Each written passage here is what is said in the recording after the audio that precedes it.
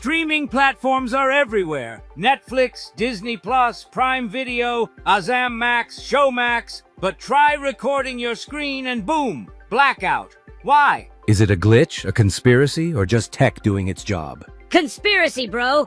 They don't want you to expose the truth about that documentary with the talking goats. I saw it. It's real. Let's break it down. And no, Hacklefish, there are no psychic goats.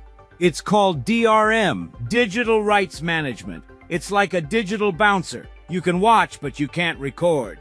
Unless you bribe the bouncer with a plate of daga and a USB stick. Not how it works. Here's the legal workaround. Use your browser. Not the app. Turn off hardware acceleration. Then use a screen recorder like Obi. Bandicam, Vidmore, or Ease US Res Expert. OBS? Sounds like a secret government agency. Are they watching us right now? No, but if you keep talking, they might start.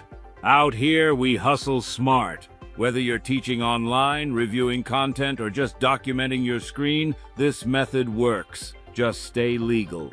Legal schmegel! I'm recording my cousin's wedding live stream on Azam Max. That counts as cultural preservation.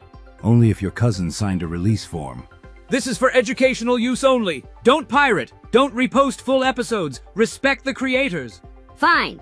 But if I see one more ad before my show starts, I'm recording the ad and fast-forwarding it.